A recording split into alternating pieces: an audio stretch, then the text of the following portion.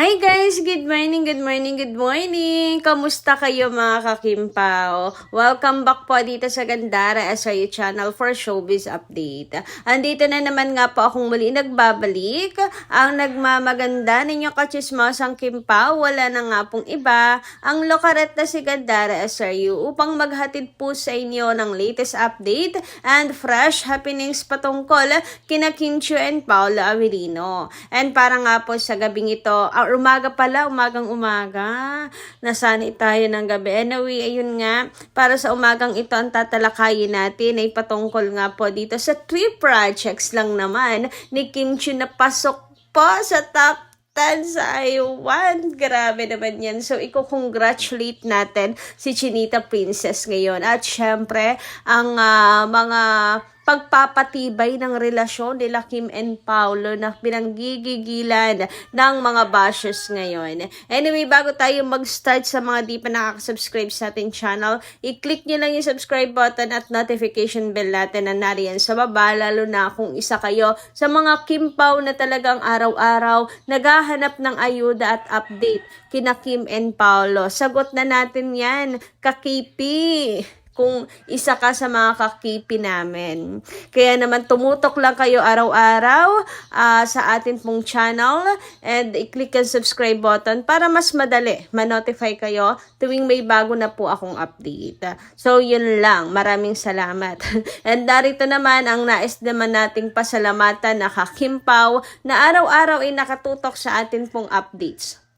Maraming salamat sa pagkokomento po ninyo, Ma'am Edita Nadonsa. Magandarang umaga. Ayan, para bigyan na rin ng tinig ang bawat reaksyon, opinyon ng mga Kimpaw fans, diba? Bilang mga fan nila Kim and Paolo, meron din po silang karapatan, ayan, na magbigay ng kanilang saloobin. So, eto na nga, basahin natin ang comment ni Ma'am Edita Nadonsa. Sabi niya rito, "Hi, Gandara, kamusta? Good day. Happy Halloween, happy Thursday."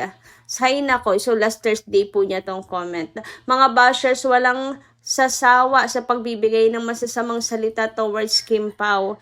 Special Halloween, walang pagsisisi sa kasamaan nila. Kaya let's move on, di dapat silang pansinin. Support lang tayo sa Kimpaw to lead all the way. Huwag padala sa red flags, bashers. Paninira lang ang ginagawa nila. Kaya strong tayo. We know already Kim Chiu and Paolo Avellino, the best actress and actor. Kung ililipat nila ang The Alibay sa next slot, so what? We will go on. Let's see how the result. Dito tayo sa The Alibay. It's the nice story. Lalong lumalakas sila ngayon kasi pipiestahan nila para ma-down. But trust at tiwala ang ating gawin. No need to listen to the toxic news. Remember always na kung matatag tayo, panalo tayo. Kaya let them be. Only God knows kung sino ang nanglalait. Ibinabagsak yon. Humble tayo mga fanay, especially to Kim Paulandia. Mahalin natin ang nag-iisang Kimberly Xu Yap Chu at Michael Paulo. Lingbanon Avellino. Paolo, we love them very much. Thank you so much sa comment, Ma'am Edith Nadonsa, and sang-ayon ako. Dapat lagi natin pakatatandaan na kung matatag tayo, panalo tayo mga kakipi. So yan ang ating word of the day. Dapat lagi tayong matatag dahil panalo tayo pag matatag tayo. Ngayon, kung kayo magpapadala sa mga paninira ng bashers and hindi magtitiwala kay Paolo, talo kayo. Okay, ayan. Kaya nga nitong nakaraang araw, kinocongratulate ko ang Team Panatag na magkasama talaga sila Kim and Paolo sa Paris. Yung iba nagdududa at kung ano-ano sinasabi kay Paolo at nagdududa na magkasama sila. Ayan, talo sila, 'di ba? Congratulations sa mga panatag. Wagi tayo. Grabe naman talaga ang instinct ng Kim Paulandia. Hoy, competition pala to. Patatagan. Patatagan bilang Kim Pao fans. Charot. Anyway, dumako naman tayo sa comment ni Ma'am Maria Otman. Sabi niya rito, hello, hi, hello, Gendara. Alam mo, Gendara, nagwo-worried lang ako sa Kim Pao kasi yung pagtatago nila sa social media, lalo na sa mga supporters nila, ay baka magsawa sa kanila dahil sa pagtatago nila, dahil sa kinasasabikan sila na makita pero hindi ko maintindihan bakit ginagawa nilang dalawa ang parang akala mo wanted sila na may kinakatakutan na ayaw silang makita. Baka magsawa ang mga supporters nila sa ginagawa nilang pagtatago at ibaling na lang ang paghanga nila sa ibang artista at aayawan na sila sa ginagawa nilang pagtatago. Hindi yun solid, Madam Maria Otman. Kapag ka nagsawa agad-agad dahil lang sa walang paayuda. Ako kasi mas lalo akong nanggigigil kina Kim and Paolo. Gusto ko kasing malaman kung tama ako sa hula ko. And hindi yung thrill eh. Ayun, mas lalo ako nanggigigil talaga. And boom, grabe yung saya ko. Na finally panalo ako. Tama talaga ang hinala ko. Na magkasama sila at si Kim ay nasa Paris po talaga. Hashtag Team Panatag. O diba? Anyway, ayun na nga mga ka-KP. Sa pagtatago, may dahilan naman pala talaga. Si Kimi, hindi pwedeng madistorbo sa kanyang pag-aaral sa Paris. Sineseryoso niya talaga ang pagbibusiness. And I think, magandang ano po yan. Pangitain. Maganda talaga para sa akin. Meron akong naaamoy. Huy! Naaamoy. Anyway, sabi naman ni Ma'am Lorna, shoutout po. Yes, totoo. Kahit saan nyo dalhin ang Kim Pao, couple forever, hindi nyo kayang baliwalain ang mag-asawang Mr. Paula and Mrs. Kimberly Avelino. Sikat na sikat ang Kim Pao, couple forever. Hindi nyo mabubuwag ito. Millions of the supporters of Kim Pao hanggang dulo kami. Di alibay, sobrang support kami. Kahit sa anong slot, streaming platform nila dalhin ang Kim Pao, totoo, Miss Lorna, na talagang susuportahan at susunod ang Kim Paulandia, makikita nila ang lakas ng Kim Pao. At yan ang sinasabi natin na kaya siguro nilagay nila sa second slot ang Di Alibay kasi tiwala sila na kahit anong slot padalhin at ilagay ang KP ay may manonood at manonood dito.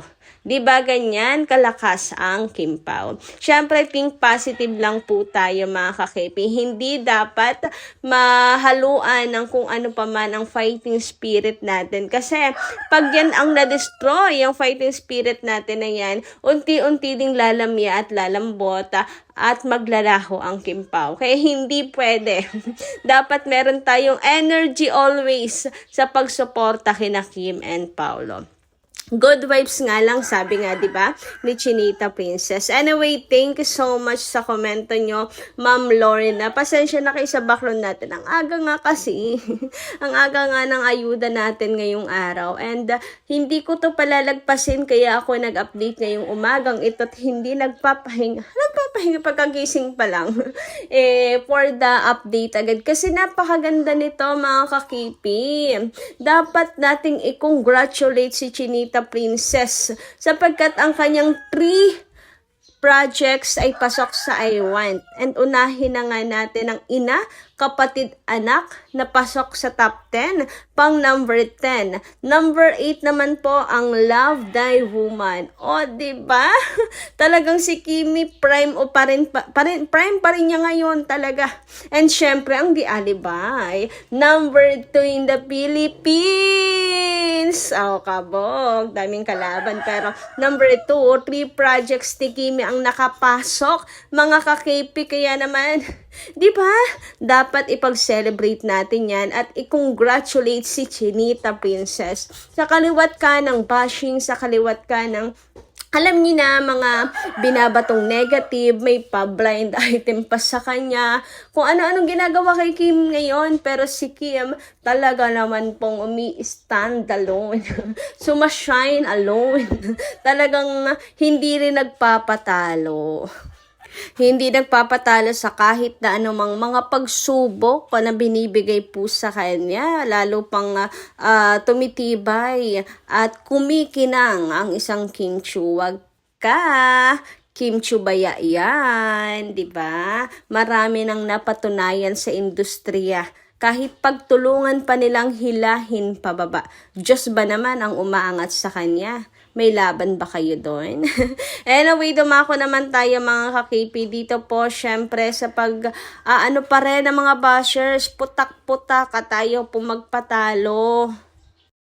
Ipagpalagay raw na panalo tayo, na si Kim ay nasa Paris nga. It doesn't mean na magkasama daw sila ni Paolo Avellino. Aber, wait lang, teka, kasi dinami-rami ng bansa na pwedeng puntahan ni Kim. Bakit sa Paris nga? Sabihin nyo nga, nagkataon lang na naman. Grabe naman pagkakataon yan. Inaaraw-araw na. Huy, inaaraw-araw. At syempre, hindi pa rin tayo papatalo. Magbibigay pa din tayo ng mga ebidensya. Tulad nitong nakikitang ito. Paanong hindi si Paolo ang dahilan? Isa si Paolo sa dahilan sa pagpunta ni Kim sa Paris. Paanong hindi magkasama ang Kim Pao? Tingnan nyo nga yan. Tingnan nyo nga yung earrings na yan ni Chinita Princess, nakapareho doon sa babaeng nakatalikod sa taping or shooting ng movie o ano bang ginagawa ng project ni Paolo Avellino sa France.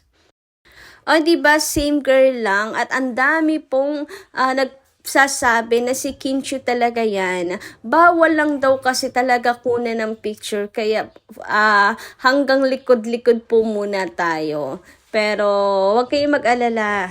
May mga pasabog pa na darating. Pasabog na darating. Na mas lalo pong ikaano ng mga bashers. At eto na nga, para mas solid ang ebidensya natin ka-KPM.